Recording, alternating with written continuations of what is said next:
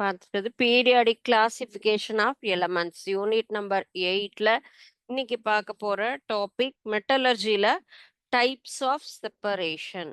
Types of செப்பரேஷன்ல metal ores ஒவ்வொன்றையும் எப்படி நம்ம பிரிக்கிறோம் அப்படிங்கிறது பார்க்க போறோம். ஸோ அது வந்து 4 டிஃப்ரெண்ட் கைண்ட்ஸ் ஆஃப் மெத்தட்ஸ்ல நம்ம என்ன பண்ணலாம், தாதுக்களை அதனுடைய மூலங்கள்ல இருந்து நம்ம பிரித்தெடுக்கலாம். சரியா? அதுக்கு முன்னாடி ஒரு சின்ன ஸ்டோரி. எந்த ஒரு விஷயத்தையுமே நம்ம வருமுன் காப்போம் அப்படின்னு சொல்லுவோம் இல்லையா? அந்த ஒரு கான்செப்டுக்கு இணையா தான் இந்த சின்ன ஸ்டோரி இருக்கு. ஒரு கிராமத்துல பெரிய குளம் இருந்தது. குளத்துல நிறைய மீன்கள்லாம் ஃபுல்லா வசிச்சுட்டு இருந்தது. அது வந்து மழைக்காலம். மழைக்காலம்ங்கிறதுனால நீர்நிலைகள் எல்லாமே எப்படி இருந்தது? ஃபுல்லா ஃபில் ஆயிருந்தது. அந்த குளத்துல முழுவதுமாக நீர் நிரம்பி இருந்தது. நெறையா மீன்கள் அதுல இருந்தது. சின்ன மீன், பெரிய மீன் எல்லாமே. அந்த கொஞ்சம் கொஞ்சமா காலநிலை மாற்றம், தட்பவெப்ப மாற்றம் வரும் பொழுது, மழைக்காலம் முடிந்து, பனிக்காலம் முடிந்து, வெய்ய நாள் வரும்பொழுது, அந்த பெரிய மீனாக இருந்தவங்க அதுல லீடிங் கெப்பாசிட்டி இல்லையா? ஒவ்வொருத்தருக்குமே ஒவ்வொரு விலங்குகள்லயுமே அவங்களுக்கு கைட் பண்றதுக்குன்னு ஒருத்தர் பேரண்ட்ஸ் இருப்பாங்க இல்லையா? ஸோ அந்த மாதிரி அதுல பெரிய மீனாகப்பட்டது சின்ன மீனை பார்த்து நம்மளோட இந்த காலநிலை மாற்றம் டெம்பரேச்சருங்கிறது ரொம்ப அதிகமாயிட்டே இருக்கு. ஸோ நம்ம என்ன பண்ணணும், இது வந்து ஆக்சுவலா குளம் இல்லையா? குளம் அப்படிங்கும்போது தண்ணி வத்திடுச்சுன்னு சொன்னா ட்ரை ஆயிடும். நம்மளால இங்க வசிக்க முடியாது. வேற எங்கேயாவது நீர்நிலைகள் இருக்கா? மூவிங் அப்படின்னு சொன்னா மூவிங் பிளேசஸ்னா ஆறு இல்லையா? River bodies. ஆறு அப்படின்னு சொன்னா தண்ணி எப்பயும் என்ன ஆகும் அந்த இடத்துல, கொஞ்சம் தண்ணி இருந்தாலும் மூவ் ஆயிட்டே இருக்கும். அதனால அங்க போயிடலாம் அப்படின்னு சொல்றாங்க.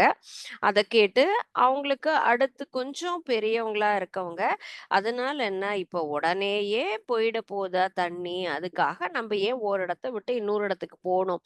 நமக்கு இதுவே ரொம்ப கம்ஃபர்டபுளா இருக்கு. அதனால நம்ம இங்கேயே இருந்துக்கலாம். அதுக்குள்ளார மழை பெஞ்சாலும் நமக்கு வசதி தான் அப்படின்றாங்க. அடுத்து வந்த 3வது ஜெனரேஷனா இருக்கிற இன்னொரு குட்டி மீனும், ஆமா நீங்க சொல்றது தான் கரெக்ட்டு. நம்ம ஏன் எல்லாத்துக்கும் பயப்படணும்? தண்ணி வத்துவதுக்குள்ளார நம்ம என்ன பண்ணிடலாம்? தண்ணி முழுவதுமாக வற்றி போகறதற்குள் நம்ம கண்டிப்பா அந்த கோடைக்கால மழைன்னு கூட வந்துடும். அதனால நம்ம இங்கேயே இருந்துக்கலாம் அப்படின்னு சொல்றாங்க. ஆனா பெரிய மீன் திரும்ப திரும்ப சொல்றாங்க, எப்பயுமே நமக்கு ப்ராப்ளம் வந்ததுக்கு அப்புறம் அத சால்வ் பண்றத விட, ப்ராப்ளம் வருவதற்கு முன்னாடியே என்ன பண்ணணும், அத எய்ம் பண்ணி நம்ம சரி பண்ணிக்கணும். இல்லன்னா நம்ம தான் என்னது கஷ்டப்படணும் அப்படின்னு சொல்லிட்டு, அவங்க என்ன பண்றாங்க, நான் வந்து அடுத்து வேற ஒரு நீர்நிலைக்கு நகர்றேன் அப்படின்னு சொல்லிட்டு பெரிய மீன் அகப்பட்டது நகர்ந்துடுறது. ஆனா கொஞ்ச நாள் கழிச்சு அது போல அவங்க பெரிய மீன் சொன்னது மாதிரி வெப்பநிலை அதிகமாக அதிகமாக அங்க தண்ணிங்கிறது கொஞ்சம் கொஞ்சமா என்னாச்சு குறைஞ்சிட்டே வந்தது. அப்போ அந்த ஒரு சில மீன்கள் இருந்தத பார்த்துட்டு அங்க வந்துட்டு மீன் பிடிக்கிறவங்க வந்தவங்க என்ன பண்ணாங்க, அந்த சைஸ்ல பெருசா இருக்கிற மீன பிடிச்சுட்டாங்க. ரொம்ப குட்டியா இருக்கு அப்படின்னு சொன்னா, அத யாரும் பயன்படுத்த முடியாதுங்கிறதுனால அவங்கள பிடிக்கல. 2வதா இருந்த அந்த மீன பிடிச்சு அவங்க உணவா பயன்படுத்திட்டாங்க. ஸோ இன்னும் கொஞ்ச நாள் போனதும் ரொம்பவே சுத்தமா தண்ணி வத்திடுச்சு. சேத்துல அந்த குட்டி மீன் மட்டும் தான் இருந்தாங்க. அவங்க ரொம்ப ஃபீல் பண்ணாங்க. நம்ம இப்பயே பெரிய மீன் சொன்ன பொழுதே நம்பளும் நகர்ந்திருந்தோம் அப்படின்னு சொன்னா, நம்மளும் என்ன பண்ணலாம் எல்லாரோடையும் ஹேப்பியா இருந்திருக்கலாம் இல்லையா? இப்ப யாரோ ஒருவருக்கு நம்ம உணவாக மாறப்போறோம் அப்படின்னு ஃபீல் பண்ணிட்டு இருந்தாங்க. அதே டயம் அங்க வந்த கொக்காகப்பட்டது அந்த மீன தனக்கு உணவா எடுத்துட்டுருது. சரிங்களா? ஸோ எப்பயுமே பெரியவர்கள் சொல்லக்கூடிய ஒவ்வொரு வார்த்தைகளையும் கொஞ்சம் நம்ம என்ன பண்ணணும், யோசிக்கணும். எக்ஸ்பீரியன்ஸ் மேக்ஸ் மேன் பெர்ஃபெக்ட்ன்னுவாங்க. ஸோ அனுபவத்தால சொல்லக்கூடிய பல உண்மைகளை நாம் ஏற்றுக்கொள்ள பழகணும். ஆஸ் அ ஸ்டூடெண்டா மாணவராகப்பட்டவர்கள் வீட்ல இருக்கக்கூடிய எல்டர்ஸோ அல்லது ஸ்கூல் டீச்சர்ஸோ சொல்லக்கூடிய ஒவ்வொரு வேர்ட்ஸுமே அவர்களுடைய அனுபவத்துல சொல்லக்கூடியது. அத நம்ம என்ன பண்ணணும், அவங்க சொல்ற அட்வைஸ ரியலைஸ் பண்ணி பார்க்கணும். எல்லாம் உனக்கெல்லாம் என்ன தெரியும் அப்படின்னு சொல்லிட்டு அவங்கள தவறாக நம்ம என்ன பண்ணக்கூடாது, அண்டர் எஸ்டிமேட் பண்ணவே கூடாது. ஸோ வருமுன் காப்பது, அடுத்தது மூத்தோர் சொல் வார்த்தை. இந்த 2 விஷயங்களுமே இந்த சின்ன ஸ்டோரி தான் இருந்தாலும், நம்ம என்ன பண்ணணும், ஃபாலோ பண்ணக்கூடிய 2 விஷயங்கள் அப்படிங்கிறது இந்த கதை மூலம் நம்ம தெரிஞ்சுட்டு இருக்கோம். மாணவர்களே, கண்டிப்பாக யார் வீட்ல பெரியவங்களோ இல்ல பெற்றவர்களோ எது சொன்னாலும் என்ன பண்ணணும், கொஞ்சம் யோசிச்சு செயல்படுங்க. உனக்கு எதுவும் தெரியாது அப்படின்னு டக்குன்னு அவங்கள என்ன செய்யக்கூடாது, எடுத்தெறிஞ்சு பேசாதீங்க. சரியா? ஓகே. இன்னைக்கு நம்ம பார்க்க போறது உலோகவியல்ல தாதுக்களை பிரித்தெடுக்கும் முறைகள். சோ இதுல தாதுக்கள்ங்கிறது என்னது? நமக்கு ஓர்ன்னு சொல்றோம் இல்லையா? இதுக்கு 4 மேஜர் டைப்ஸ் இருக்கு. என்ன டைப்னா hydraulic method, magnetic separation and then froth flotation and chemical methods. So there are 4 types of separation அப்படிங்கிறது இருக்கு. ஸோ இந்த 4 டைப்பையும் நம்ம இப்போ ஒன் பை ஒன் பார்க்கலாம். First one is hydraulic method. Hydraulic method அப்படிங்கிறது இதுல ஒவ்வொன்றும் அதனுடைய தன்மையை பொறுத்து எவ்வாறு அதை நம்ம தனித்தனியா அந்த தாதுக்களை பிரிச்சு எடுக்கலாம். ஹைட்ராலிக் மெத்தடுங்கிறது எதனுடையதுன்னா அதனுடைய கிராவிட்டி மெத்தட் அப்படின்னு சொல்லலாம். So specific gravity of ore and gangue was separated with the help of the hydraulic method. Hydraulic method அப்படிங்கிறது புவியீர்ப்பு முறையில் பிரித்தெடுக்கக்கூடிய ஒரு முறை. இதனுடைய கான்செப்ட் என்னன்னு கேட்டா, தாதுவும் தாது கூலங்களும் எப்படி இருக்கும், அதனுடைய அடர்த்தி மாறுபாடு. சோ அடர்த்தியினுடைய மாறுபாடு காரணமாக அதை என்ன பண்றோம், வேறு வேறு அடர்த்தி கொண்டு இருக்கக்கூடிய தாதுக்களை ரொம்ப எளிதாக இந்த புவியீர்ப்பு முறையில் நாம் பிரித்தெடுக்கலாம். ஒவ்வொன்றுக்கும் நம்ம இப்போ ஒரு கொஷின் ஆன்சர் பேஸ்டு, நம்ம இப்போ எக்ஸாமினேஷன் ஃபோக்கஸ்ல தான் எதையுமே என்ன பண்ணணும், லேர்ன் பண்ணணும். அப்போ ஃபர்ஸ்ட் திங் அதனுடைய பிரின்சிபல் அப்படின்னு சொன்னா அதனுடைய பிரின்சிபல் என்ன, எதன் அடிப்படையில் நாம் அதை பிரிக்கிறோம் அப்படிங்கிறது தான். ஸோ அடர்த்தி வேறுபாடு, அடர்த்தி மாறுபாட்டு முறையில் தாதுக்களை பிரித்தெடுக்கும் முறையே இந்த ஹைட்ராலிக் மெத்தட் அப்படின்னு சொல்றது. புவியீர்ப்பு முறை அப்படின்னு சொல்றது. ஓகே, புவியீர்ப்பு முறையில் நமக்கு தாதுக்களை அதனுடைய அடர்த்தி மாறுபாடு கொண்டு நாம் பிரித்தெடுக்கிறோம். சோ இதுல தூய்மை என்ன தாதுவை நம்ம எடுக்கிறோம் கேட்டா அயன். அயனுடைய தாது எதுன்னா ஹேமடைட் அப்படின்னு சொல்றதுதான் நம்ம அயன். இதனுடைய ஒவ்வொன்றுடைய ஓர் என்ன அப்படிங்கிறதும் நமக்கு கரெக்டா தெரிஞ்சிருக்கணும். ஓகே, அயனுடைய ஓர் நேம் என்ன, அதனுடைய ஃபார்முலா என்ன அப்படிங்கிறதும் நம்ம எழுதணும். அயனோட ஓர் ஹேமடைட். ஹேமடைட் அப்படிங்கிறது தான் அயனுடைய ஓர். Formula Fe2O3. ஸோ இதுதான் ஹேமடைட்னுடைய ஃபார்முலா. ஸோ இந்த தாதுவிலிருந்து தான் நம்ம பிரித்தெடுக்க போறோம். ஸோ ஹேமடைட்ல இருந்து நம்ம என்ன பண்ண போறோம், இந்த அயனை நம்ம பிரிச்சு எடுக்க போறோம். இரும்பினுடைய தாதுவினுடைய பெயர் ஹேமடைட் என்பது. அதனுடைய மூலக்கூறு வாய்ப்பாடு Fe2O3. சோ தாது அதுல கலந்திருக்கக்கூடிய தேவையில்லாத மாசுக்களை எப்படி இருக்கணும், நமக்கு அடர்த்தி அதிகமாக இருக்கும். சோ அடர்த்தி அதிகமாக இருக்கக்கூடிய மாசுக்கள், அதுல இருக்கக்கூடிய டஸ்ட் எல்லாத்தையுமே நம்ம இந்த மெத்தடாலஜில பிரிச்செடுக்க போறோம். சோ இதனுடைய மெத்தட் என்னன்னு கேட்டா என்ன பண்ணணும், அந்த தாதுவை ஒரு சாய்வான பிளேஸ்ல நம்ம என்ன பண்றோம், கீழே ஃபுல்லா ஃப்ளோ பண்றோம். நீங்க ரோட்ல எல்லாம் வீடு கட்டும் போது பார்த்திருக்கீங்களா, மணலை எல்லாத்தையும் நம்ம பிரிச்சு எடுக்கணும் அப்படின்னு சொன்னா என்ன பண்ணுவாங்க, ஒரு இந்த மாதிரியான ஸ்லாண்டிங்கா இருக்கக்கூடிய ஒரு சீவ் மாதிரி ஒரு அமைப்பு, சல்லடை போன்ற அமைப்பு இருக்கும் இல்லையா? ஸோ அந்த அமைப்புல என்ன பண்ணுவாங்க, இங்கிருந்து அந்த மண் எல்லாத்தையும் ஃபுல்லா அந்த ஃபுல்லா அதுல என்ன பண்ணுவோம், போர் பண்ணுவோம். அந்த இடத்துல போடும் பொழுது பெரிய பெரிய கற்கள் அப்படிங்கிறது எல்லாமே மேல நமக்கு அடர்த்தி அதிகமாக இருக்கிறது இருக்கும். கீழே என்ன ஆகும், சின்ன சின்ன டஸ்ட் எல்லாம் இந்த இடத்துல நமக்கு செப்பரேட் ஆயிடும் இல்லையா? அப்போ இந்த மெத்தடும் நமக்கு சேம் கான்செப்ட் தான். நமக்கு அடர்த்தி அதிகமாக இருக்கக்கூடிய ஒரு தாதுக்களை பிரித்தெடுக்கக்கூடிய முறைதான். அப்ப நல்ல தூளாக்கப்பட்ட தாதுவை நமக்கு இது என்ன ஆயிட்டு இருக்கணும், ஆக்சுவலா நமக்கு ஃபுல்லுமே வைப்ரேட் ஆயிட்டு இருக்கும். அதிர்வடையக்கூடிய ஒரு ஸ்லோப்பா இருக்கக்கூடிய ஒரு பிளேஸ்ல நம்ம என்ன பண்றோம், அந்த தாதுவை மேல இருந்து ஃபுல்லா தூவறோம். அந்த மாதிரி தூவும் பொழுது அதுல கலந்திருக்கக்கூடிய மாசுக்கள் அடர்த்தி அதிகமாக இருக்கு அப்படின்னு சொன்னா அது எல்லாமே என்ன ஆகும், நமக்கு அந்த அதிர்வான தளங்கும் போது அதுல மேல போட்டு அதுல நம்ம என்ன ஆக்சுவலா சப்ளை பண்ணணும் அப்படின்னு கேட்டா தண்ணிய. ஸோ தண்ணிய வேகமா அதுல நம்ம அப்ளை பண்றோம் அப்படின்னு சொன்னா அடர்த்தி அதிகமாக இருக்கக்கூடிய தாது எல்லாமே என்ன ஆகும், நமக்கு கீழே செட்டில் ஆகி லேசா இருக்கிறது எல்லாமே அது ஃபுல்லா வாட்டர்ல ஃப்ளோ ஆயிடும். ஸோ இந்த மெத்தடாலஜி தான் நம்ம பார்க்குற ஹைட்ராலிக் அப்படின்னு சொல்லக்கூடிய கிராவிட்டி செப்பரேஷன். கிராவிட்டி அப்படிங்கிறது நமக்கு என்னது, அதனுடைய அடர்த்தியை பொறுத்து நாம் மாறுபடுத்தக்கூடியது அப்படின்னு நம்ம சொல்லியிருக்கோம் இல்லையா?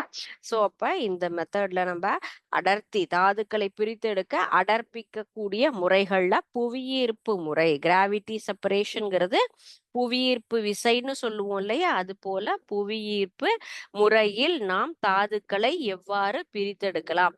எந்த தாதுவை பிரித்தெடுக்கிறோம் அப்படின்னு சொன்னா ஹேமடைட் அப்படின்னு சொல்லக்கூடிய இரும்பினுடைய தாதுவை நம்ம என்ன பண்ணலாம், இந்த மெத்தட்ல பிரிச்செடுக்க போறோம். ஸ்லாண்டிங்கா இருக்கக்கூடிய ஒரு ஸ்லோப்பு, சாய்ந்து இருக்கக்கூடிய ஒரு சின்ன பிளேட்ல நம்ம என்ன பண்ண போறோம், அந்த ஓரை கரெக்டா நம்ம அதுல ஃபுல்லா ஃபுல்லா போர் பண்ணும் பொழுது அது மேல நம்ம என்ன பண்ணணும், தண்ணிய நம்ம ஃபுல்லா அதுல சப்ளை பண்றோம். நீரை வேகமா அதுல எதன் மூலமாக, நம்ம சாதாரணமா டியூப் எல்லாம் வச்சு நமக்கு செடிகளுக்கு எல்லாம் தண்ணி விடுவோம் இல்லையா, அது போல நல்ல ஃபோர்ஸா தண்ணி அதுல சப்ளை பண்றோம்னு சொன்னா டென்சர் மாலிகூல்ஸ், டென்சர் ஓர் பார்ட்டிகிள்ஸ் எல்லாமே அடியில தங்கிடும். அண்ட் தென் லைட்டர் கேங்யூ பார்ட்டிகிள் தண்ணியோட வாஷ் பண்ணி அடுத்து கீழே வந்துடும். சாதாரண சீவ் அப்படின்னு சொன்னா எப்படி நமக்கு ஃபுல்லும் பிரிச்செடுக்குமோ அதே மாதிரி இந்த கிராவிட்டி செப்பரேஷன்ல நம்ம என்ன பண்றோம், தண்ணிய அப்ளை பண்ணும்போது டென்சர்லாம் அடியில செட்டில் ஆகும், லைட்டா இருக்கிறதெல்லாம் வாஷ் ஆகி ஃபுல்லா கிளியர் ஆயிடும். ஓகே, ஸோ இதுதான் hydraulic methodology. Okay, and next one is magnetic separation. Second one, magnet அப்படிங்கும் பொழுதே நமக்கு ஆல்ரெடி ரொம்ப ஈஸியா என்ன பண்ணலாம், இது நம்ம லேர்ன் பண்ணிக்கலாம். மேக்னெட்டிக் மெத்தட் அப்படிங்கிறது காந்தத்தை கொண்டு என்ன பண்ணலாம், அதை நம்ம பிரிச்சு எடுக்கக்கூடிய முறை. மேக்னெட்டிக் ப்ராப்பர்ட்டிஸ் ஆஃப் ஓஸ் அப்படிங்கிறது இதுல ஈஸியா காந்தத்தன்மையால் ஈர்க்கக்கூடிய ஒரு தாதுக்களை நாம் இந்த முறையில என்ன பண்ணலாம், எளிதாக பிரிச்செடுக்க முடியும். காந்த முறை பிரிப்புங்கிறது தாதுக்களினுடைய காந்த தன்மையினுடைய அடிப்படையில நம்ம பிரிக்கிறது. தாதுவோ தாது கூலமோ என்ன இருக்கணும் நமக்கு அதுல, மேக்னெட்டிக் கெப்பாசிட்டி, மேக்னெட்டிக் செப்பரேஷனுக்கு அது என்ன ஆகணும், மேக்னெட்டிக் ப்ராப்பர்ட்டி இருந்தா மட்டுமே இது நமக்கு எளிதாக இந்த தாதுவை நம்ம பிரிச்செடுக்கலாம். காந்த தன்மை இருக்கணும். இந்த இதுல நம்ம என்ன தாதுவை பிரிக்கிறோம்னு கேட்டா மேக்னெட்டிக் செப்பரேஷன்ல டின் ஸ்டோன், டின்ங்கிறது எஸ்என் அப்படிங்கிறது ஃபார்முலா, டின் ஸ்டோன் SnO2. ஸோ SnO2 அப்படிங்கிற ஃபார்முலால இருக்கக்கூடிய டின் ஸ்டோனை நம்ம இதுல பிரிக்க இருக்கிறோம். டின் ஸ்டோன்ங்கிறது தமிழ்ல நம்ம சொல்றது வெள்ளீயம். இந்த தாதுவை நம்ம மேக்னெட்டிக் மெத்தட்ல எளிதாக பிரிச்சு எடுக்கலாம். ரெண்டு என்ன பண்ணலாம், மெட்டல் ராட், நமக்கு வட்ட வடிவமான ஒரு தட்டு போன்ற அமைப்பு இல்லையா? 2 உலோக உருளைக்கு நடுவுல நார்மலா நீங்க மிஷின்க்கெல்லாம் போயிருக்கீங்க இல்லையா? நார்மலா நம்ப மாவு அரைக்கிற மிஷின்லலாம் இந்த மாதிரி தான பெல்ட் மாரி குடுத்துருப்பாங்க இல்லையா? கன்வேயர் பெல்ட் இந்த மாரி என்ன ஆகும் 2 உலோக உருளைகள்ல ஃபுல்லா சுத்தி வந்துட்டுருக்கும். அப்போ இங்க நம்ம என்ன பண்ணணும், இந்த பிளேஸ்ல எந்த ஓர நம்ப பிரிச்சு எடுக்கணுமோ, அந்த தாதுவ இங்க என்ன பண்ணணும், நம்ம இதுல வேகமாக அதுல ஃபுல்லா ஸ்ப்ரெட் பண்ணணும். அப்படி ஸ்ப்ரெட் பண்ணும் பொழுது, அது என்ன உருளை ஆக்சுவலா?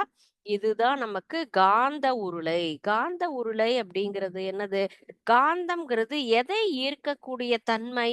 அயன் மெட்டீரியல் இல்லையா? ஸோ, ஆக்சுவலா நம்ம ஆல்ரெடி சொன்னதே மேக்னெட்டிக் ப்ராப்பர்ட்டீஸ் இருக்கக்கூடிய தன்மையில இருக்கிறது தான் நம்ம என்ன பண்ணலாம்? இதுல பிரிச்செடுக்கலாம். அப்போ வெள்ளீயம் என்பது காந்தத்தால் ஈர்க்கக்கூடிய ஒரு தன்மை. ஸோ, மேக்னெட்டிக் ரோலர் அப்படிங்கிறதுனால இந்த மேக்னெட்டிக் ரோல் இப்படி வேகமா இந்த கன்வேயர் பெல்ட் வழியா நம்ப அந்த ஓர் மேல ஃபுல்லா தூவும் பொழுது, காந்தத்தன்மை இருக்கிறதுனால காந்தத்தூள் எல்லாமே உருளையால ஈர்க்கப்பட்டு என்ன ஆகும்? தனியாக நமக்கு பிரியக்கூடிய தன்மை. 2 செப்பரேட் பிளேஸா என்ன ஆகும் நமக்கு? இது பிரியும். இது எல்லாம் எதனால? மேக்னெட்டிக் ப்ராப்பர்ட்டி இருக்கக்கூடிய ஓர். காந்த தன்மையோடு நமக்கு காந்தத்தால் ஈர்க்கப்பட்ட தாதுவாகப்பட்டது என்ன ஆகும்? தனியாக பிரியக்கூடிய தன்மை. ஓகேங்களா? ஸோ அப்ப காந்தத் தன்மை இல்லாதது ஒரு பக்கமும், காந்தத் தன்மையோட இருக்கிறது ஒரு பக்கமும் நமக்கு என்ன ஆகும்? இதுல தனியாக பிரியும். ஸோ பக்கத்துல இருக்கிறது நமக்கு என்ன கெப்பாசிட்டியா இருக்கும்? மேக்னெட்டிக். ஸோ இது நான் magnetic property. So magnetic property இருக்கிறது காந்தத்தால ஈர்க்கப்பட்டு கீழ வரைக்கும் வரும் இல்லையா? ஸோ அப்ப காந்தத்தால் ஈர்க்கப்படாதது தனியாகவும், காந்தத்தால் நமக்கு கவரப்பட்டது தனியாகவும் இந்த இடத்துல பிரிக்கலாம். ஸோ நமக்கு மாசு என்பது அதுல இருக்கக்கூடிய அந்த ஓர்ல ஒவ்வொன்னுலயுமே தனித்தனியாக நம்ம பிரிச்சு எடுக்கிறது. இந்த ஹெட்டிங்கே டைப்ஸ் ஆஃப் செப்பரேஷன், தாதுக்களை பிரித்தெடுக்கக்கூடிய முறைதான்.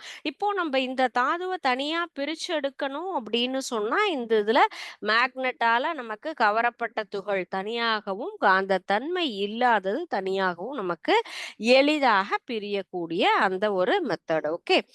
நெக்ஸ்ட் நம்ம பார்க்கிறது froth flotation method. Froth flotation அப்படிங்கிறது நுரை மிதப்பு முறை. நுரை மிதப்பு முறை அப்படிங்கிறது நம்ம ஆயில்ல யூஸ் பண்ணி தண்ணியை யூஸ் பண்ணி நம்ம எளிதாக பிரிக்கிறது.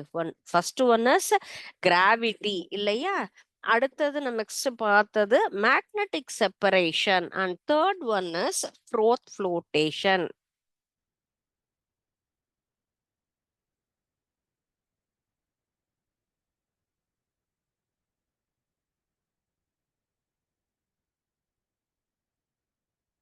நுரை மிதப்பு முறை அப்படின்னு சொல்றோம் தமிழ்ல. நுரை மிதப்பு முறை அப்படிங்கிறது நமக்கு எண்ணெய் மூலம் தாதுக்களையும், தண்ணி மூலம் தாது கூழையங்களையும் நமக்கு என்ன பண்ண போறோம்? பிரிக்கக்கூடியது. அப்ப 2 one is oil, another one is water. So oil அப்படின்னு சொல்லக்கூடியது எப்படி இருக்கும்? இந்த process depends upon the preferential and wettability of ore with oil and the gangue with particle by water. So ore அப்படிங்கிறது என்னது? தாது. தாதுவை எண்ணெய் மூலமாகவும் அதுல இருக்கக்கூடிய மாசு மாசு அப்படிங்கிறது தான் நம்ம என்ன சொல்லுவோம்? கேங்யூன்னு சொல்லுவோம். சோ அந்த தாது கூலங்களை நாம் நீர் மூலமாகவும் பிரித்தெடுக்கக்கூடிய அந்த ஒரு மெத்தடாலஜி தான் ஃப்ரோத் ஃப்ளோட்டேஷன் மெத்தட். ஸோ இதுல லைட்டர் ஓர் அப்படிங்கிறது சல்ஃபேட் அண்ட் தென் சல்ஃபைட் நம்ம வந்து ஒவ்வொன்றிலையும் எடுத்துட்டா தனித்தனியா இருக்கும் இல்லையா?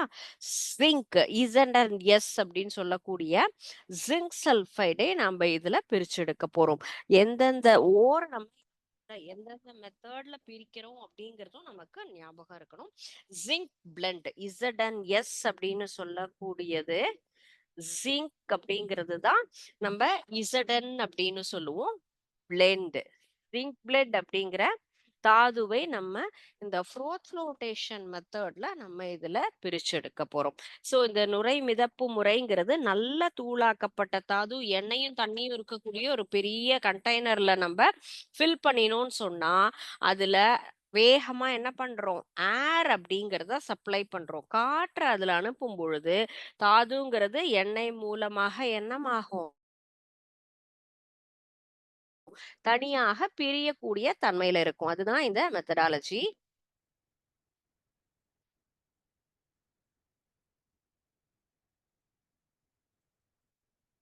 ஸோ ஃப்ளோட்டேஷன் அப்படிங்கிறது இதுதான் பெரிய கண்டெய்னர். ஓகே, இந்த கண்டெய்னர்ல நம்ம என்னெல்லாம் அனுப்பணும்? ஓர் இல்லையா?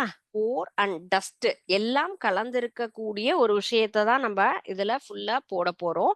இதுல என்ன இருக்கும்? தண்ணியும் இருக்கும், எண்ணெயும் இருக்கும். அண்ட் தென் நம்ம எத அனுப்பணும்? ஏர. நிறைய ஏர் அதுல ஃப்ளோ ஆகும் பொழுது, அது எப்படி நமக்கு பிரிஞ்சு வருது அப்படிங்கிறது தான் see here.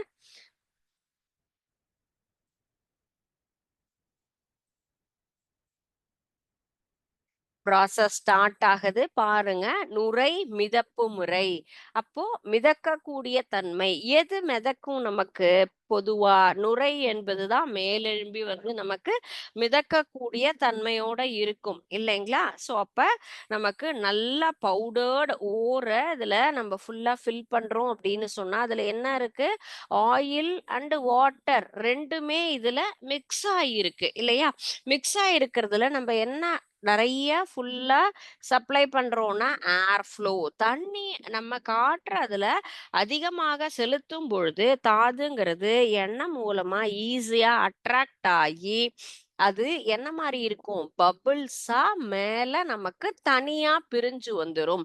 Soap bubbles. இப்ப வாட்டர் நம்ம வந்து வாஷிங்க்கு நம்ம என்ன பண்றோம்? ஒரு பெரிய பக்கெட்ல தண்ணிய ஊத்தி அதுல பவுடர போடுறோம்ன்னு சொன்னா பபிள்ஸ் எல்லாம் மேல வந்துருது இல்லையா? அது போல இந்த தாதுவாகப்பட்டது அந்த எண்ணெயால நமக்கு என்ன ஆகும்? ஈஸியா அட்ராக்ட் ஆகி மேல நமக்கு அந்த இடத்துல நுரை மாறி வந்துரும். அப்ப ஈஸியா அதுல இருக்கக்கூடிய நுரை வடிவில் இருக்கக்கூடிய மேல் பரப்புக்கு வந்ததும் டஸ்ட் எல்லாமே கீழ நமக்கு செட்டில் ஆயிடும். ஸோ டஸ்ட் பார்ட்டிக்கிள் அப்படிங்கிறது இந்த இடத்துல செட்டில் ஆகும். மேல நமக்கு இந்த ப்ரவுன் கலர்ல இருக்கக்கூடியது எல்லாமே நமக்கு தூய்மையாக்கப்பட்ட, தனியாக பிரித்தெடுக்கப்பட்ட தாதுக்கள். தாது எல்லாமும் மேல வந்துடுச்சுன்னு சொன்னா நமக்கு ஈஸியா என்ன பண்ணலாம்? பிரிச்சு எடுக்கலாம். ஓகே. இதுல நம்ம இதனுடைய ஃப்ளோ இத நம்ப மாத்துறோம். ஏர் ஃப்ளோ மாத்துறோம். வேகமா காத்த அனுப்புறோம்ன்னு சொன்னோம். அதுக்கு தகுந்த மாதிரி இந்த ப்ராசஸ்ங்கிறது பாருங்க, வேகமா நடக்கும். ஏன்னா, அந்த காற்றாகப்பட்டது அதனுடைய ஃபோர்ஸ்னால அதிகமா இருந்தனால பாருங்க, நெறைய நமக்கு தாதுவாகப்பட்டது பிரிச்சு மேல வந்துரும். இங்க நமக்கு கெமிக்கல்ஸ் எல்லாம் கீழ செட்டில் ஆயிடும். ஓகே.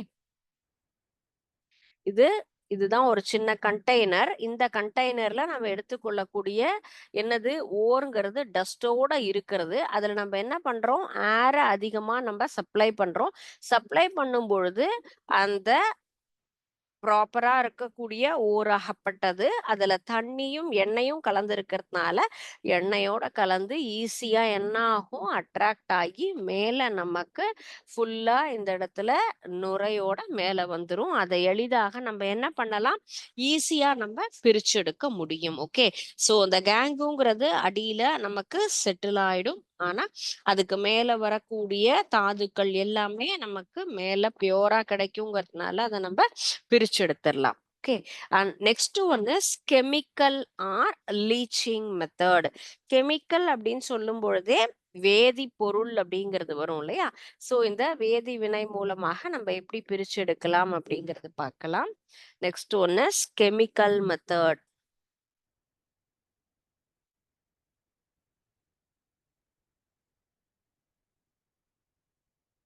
கெமிக்கல் மெத்தட்ங்கிறது வேதி முறையில நல்ல பியூரா இருக்கக்கூடிய தாதுவை நாம் எளிதாக பிரிக்கக்கூடியது. எதோட நமக்கு? Chemical substances. வேதி பொருள்களோட நம்ம என்ன பண்ண போறோம்? கரெக்டான ப்ராப்பரான ரியேஜன்ஸ நம்ம யூஸ் பண்ணி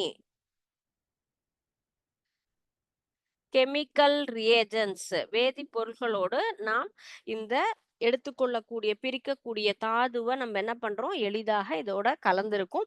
இம்பியூரிட்டிஸா இருக்கும். ஸோ இம்பியூரிட்டிஸ் எல்லாம் எப்படி ஈஸியா நமக்கு பிரியும் அப்படின்னு கேட்டா, ஃபில்ட்ரேஷன்.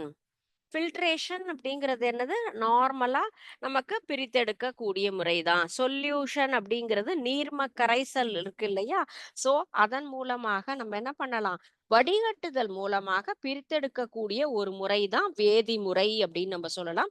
ஒரு சில வேதி பொருட்களை சேர்த்து நம்ம அதை எளிதாக கரெக்டா ஃபில்ட்ரேஷன் பண்ணி வடிகட்டி நம்ம பிரிச்செடுக்கலாம். இதுல நம்ம எதுல யூஸ் பண்றோம், எந்த தாதுவை பிரிக்கிறோம் அப்படின்னு கேட்டா, அலுமினியம். அலுமினியம், அயான், ஜிங்க், இந்த மாதிரி ஒன்னொன்னையும் ஒரு ஒரு வகையில நம்ம பிரிச்சு எடுக்கிறோம். சோ அலுமினியம் ஆக்சைடு Al2O3 நம்ம எதுல பிரிச்சு எடுக்கிறோம், நீரோடு கலந்திருப்பதால அது இணைத்து தான் நம்ம எழுதணும். சரிங்களா? அலுமினியத்தினுடைய முக்கியமான தாது அப்படிங்கிறது பாக்சைட். பாக்சைட் அப்படிங்கிறது எதனுடைய தாது, அலுமினியத்தினுடைய ஒரு தாது. ஓகே. பாக்சைட் தாதுவை நம்ம கெமிக்கல் மெத்தட்ல பிரிச்சு எடுக்கிறோம். கெமிக்கல் மெத்தட் அப்படிங்கிறது நமக்கு ப்ராப்பரான கெமிக்கல் ரியேஜென்ட்டோட மிக்ஸ் பண்ணி என்ன பண்றோம், ஃபில்ட்ரேஷன் பண்ணும் பொழுது இந்த முறையில நமக்கு இந்த தாதுவை நாம் கரெக்டா பிரிச்சு எடுக்கலாம்.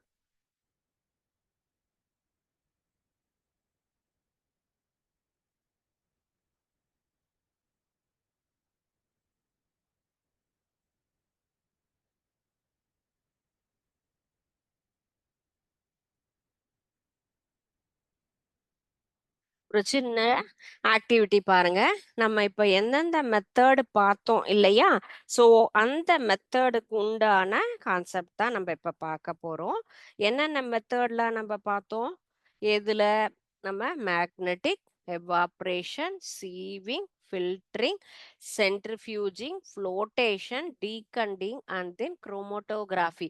இது எல்லாமே நமக்கு பிரித்தெடுக்கக்கூடிய முறை ஒவ்வொன்றுமே. ஸோ இது எல்லாத்தையும் எப்படி நம்ம எளிதாக பிரிச்செடுக்கலாம். மேக்னெட் அப்படின்னு சொன்னா எது, மேக்னட்டிசம் அப்படிங்கிறது காந்தத்தினால் நாம பிரிச்செடுக்கக்கூடிய ஒரு முறை இல்லையா.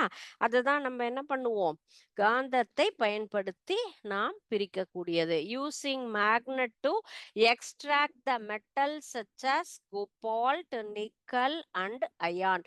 இந்த மூன்று நமக்கு தாதுக்களை காந்த முறையில் எளிதாக நாம் பிரித்தெடுக்கலாம். சீவிங் அப்படின்னா என்னது, நம்ம சல்லடைன்னு சொல்லுவோம் இல்லையா. சீவ் அப்படிங்கிறது என்னது, சல்லடை. அப்ப சல்லடை மூலமாக நாம் பிரித்தெடுக்கக்கூடிய ஒரு ப்ராசஸ் தான். Using sieve to put substances through a grid or screen. இந்த இடத்துல நமக்கு வீட்டில் நார்மலா நம்ம ஃப்ளோர்லாம் என்ன பண்ணுவோம், சீவை வச்சு கரெக்டா பிரிச்சு எடுப்போம் இல்லையா. அந்த ப்ராசஸ் தான் நமக்கு சீவிங் அப்படிங்கிறது.